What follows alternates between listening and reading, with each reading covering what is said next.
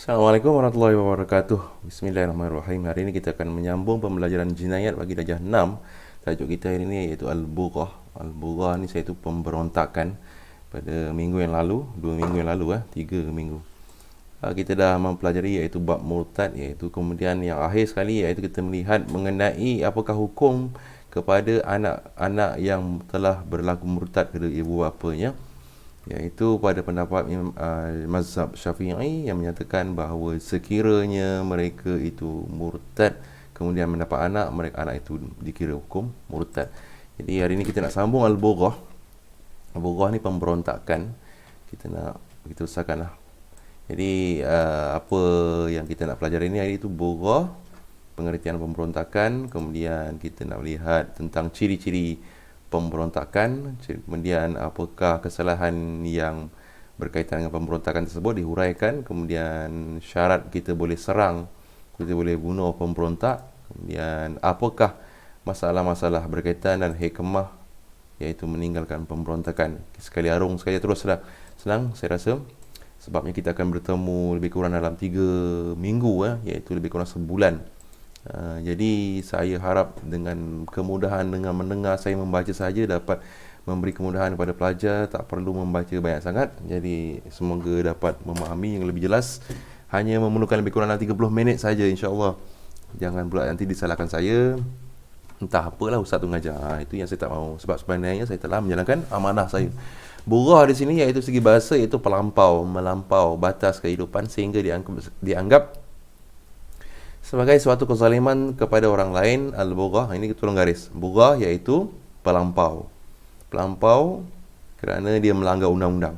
Al-Bughah dari segi istilah pula ialah suatu kumpulan orang Islam yang menentang pemimpin Muslim. Ini awak boleh garis, kumpulan orang Islam menentang Muslimin. Ini Bughah. Kalau orang kafir, itu disebut kafir harbi, iaitu orang kafir yang menyerang orang Islam. Kafir zimmi pula orang kafir yang melakukan urusan dengan kita, berjual beli, kita berjiran dengan dia, itu kafir harbi, kafir zimmi. Baik, Al-Bughah di sini iaitu melakukan pemberontakan terhadap pemerintah dan enggan mematuhi peraturan dan undang-undang sama ada berkaitan hak Allah atau hak manusia. Dia langgar hak Allah, dia langgar hak manusia, Okey, maknanya dia bukan ada kaitan dengan kepentingan apa-apa yang tidak berkaitan dengan diri sendiri, iaitu dia berperang kerana ada kepentingan untuk diri sendiri itu. Okey, pernah berlaku tak di Malaysia? Jawapannya pernah, iaitu menentang pemerintah di Malaysia tidak melalui saluran yang betul. Okey, dia angkat senjata, diserang kerajaan Malaysia, iaitu orang Islam sendiri. Kita tengok di sini. Apakah hukum dalil kesalahan pemberontakan? Pemberontakan dihukumkan haram berdasarkan firman Allah Subhanahu Wa Taala. Bismillahirrahmanirrahim. Wa in ta'ifatani minal mu'minin iqtatalu faslihu bainahuma fa in baghas ihdahuma 'ala al-ukhra faqatilu allati tabghi hatta tafi'a ila amrillah fa in fa'at faslihu bainahuma bil adli wa qasitu innallaha yuhibbul muqassitin. Surah Al-Hujurat ayat yang ke-9. Kita lihat terjemahan dia dan juga hadis sekejap lagi. Artinya, dan jika dua puak dari orang yang beriman berperang, maka damaikanlah antara keduanya. Jika salah satunya berlaku zalim terhadap orang lain, maka lawanlah puak yang zalim itu sehingga ia kembali mematuhi perintah Allah. Jika ia kembali Jika ia kembali patuh, maka damaikanlah antara keduanya dengan adil menurut hukum Allah. Adil di sini maknanya menurut hukum Allah. Serta berlaku adillah kamu dalam segala perkara, sesungguhnya Allah mengasihi orang yang berlaku adil. Ini ayat Quran tentang iaitu jika dua orang Islam berperang, hendaklah kita damaikan. Kalau dia berlaku zalim pula, itu hendaklah kita serang dia sampai dia kembali kepada perintah Allah balik semula, sampai dia taat balik semula. Kemudian hadis Rasulullah SAW, hadis yang diriwayatkan oleh Imam Muslim dan Imam An-Nasa'i daripada Sayyidina Abu Hurairah radhiyallahu anhu, man kharaja min at-ta'ati wa faraqal jama'ah famata maitatal jahiliyah. Siapa yang tidak taat kepada pemimpin Islam, keluar jemaah Muslim lalu mati ia sebagai seorang jahiliyah. Okey, ini hadis Nabi tentang orang yang melawan dengan kerajaan Islam, ya. Baik. Ciri-ciri kesalahan memberontak, unsur kesalahan memberontak ada 3, niat, perbuatan, meneraka, penggunaan kekuatan dan kekerasan. Pemberontakan ini di sini iaitu mesti ada guna kekerasan, iaitu menggunakan senjata. Baik, kita lihat di sini keterangan mengenai perlakuan-perlakuan tersebut. Kita lihat yang pertama, niat. Niat iaitu melakukan pemberontakan dan tentangan terhadap pemerintah bertujuan untuk menggulingkan dan tidak mahu tunduk kepada pemerintah. Okey, apa makna pemberontakan tadi? Samalah seperti yang berlaku dalam niat ni, iaitu tentangan terhadap pemerintah bertujuan untuk menggulingkan, tidak mahu tunduk kepada pemerintah. Ini boleh digaris.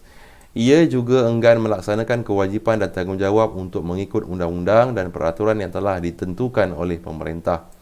Perbuatan meneraka tersebut iaitu maknanya menentang pemerintah atau berusaha menggulingkan, tidak mematuhi perintah atau undang-undang yang dikuatkuasakannya dan tidak melaksanakan kewajipan yang dianggap maksiat. Dia tidak patuhi perintah undang-undang yang dikuatkuasakan. Kita ada undang-undang yang Allah Ta'ala turunkan, kemudian kita ada undang-undang yang diberikan oleh penguat kuasa, maknanya kita tidak taat dengan penguat kuasaan. Okey. Contoh sekarang ni kita ada undang-undang baru iaitu undang-undang PKP. Itu undang-undang yang manusia buat. Okey. Sambung bawah, pemberontakan ini ditujukan kepada pemerintahan Islam yang adil yang tidak sepatutnya ditentang atau digulingkan. Malahan pemberontakan terhadap pemerintah yang fasik pun diharamkan oleh Islam walaupun dengan tujuan untuk menyuruh melakukan kebaikan dan mencegah melakukan kemungkaran, amar ma'ruf nahi munkar. Okey, dua-dua cara pemberontakan ini dilarang oleh Allah Ta'ala. Kalau kita serang orang Islam yang adil, pemerintahan Islam yang adil, itu memang tidak boleh. Malahan pula kalau kita serang pula orang pemerintah yang fasik, fasik ni pemerintah yang jahat, ya, pemerintah yang jahat, kita pun tak boleh juga. Hukumnya haram juga. Hendaklah melalui saluran yang betul. Ini kenapa? Ini kerana untuk menunjukkan Islam itu bukan agama kekerasan. Jadi penggunaan yang terlahir ni, ciri-ciri pemberontakan itu penggunaan kekuatan dan kekerasan. Pemberontak mempunyai kekuatan pertahanan mereka sendiri serta mempunyai senjata dan tentera yang dapat melakukan tindakan yang boleh mengganggu ketenteraman negara dan melakukan kekacauan dan huru-hara.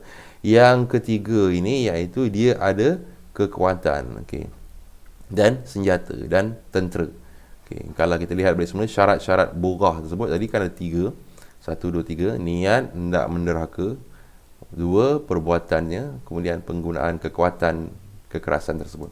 Kemudian kita tengok yang seterusnya, syarat kita hendak boleh serang pemberontak tersebut.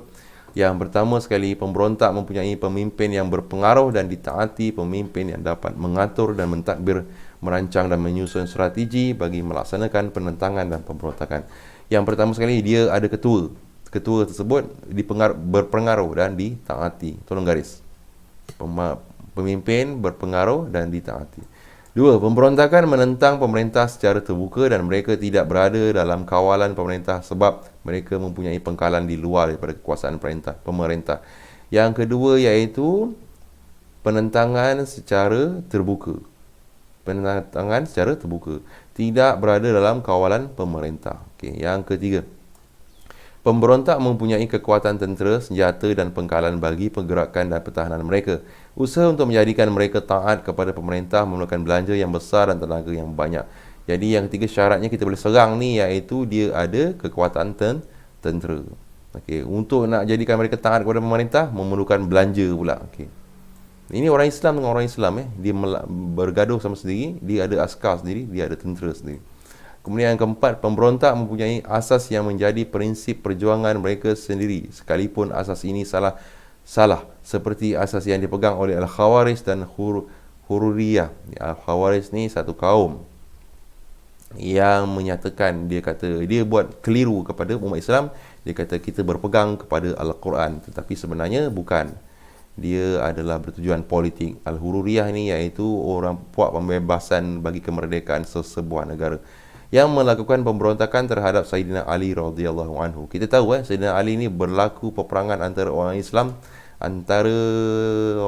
pemberontak dan juga Sayyidina Ali. Akhirnya berlaku peperangan sesama Islam. Dan Sayyidina Osman pun ada juga berlaku juga. Baik, cara menghadapi pemberontakan. Yang pertama, pemerintah Islam hendaklah memberi pandangan dan nasihat melalui perundingan dengan mereka yang memberontak supaya mereka kembali ke pangkuan jemaah Islam. Yang pertama, gariskan, memberi nasihat. Okey. Jangan terus serang. Yang kedua, ketika peperangan sedang berlaku, para tentera pemerintah Islam tidak boleh mengejar musuh yang meninggalkan medan peperangan, dan mereka juga tidak boleh menghukum pemberontak yang telah lemah dan cedera.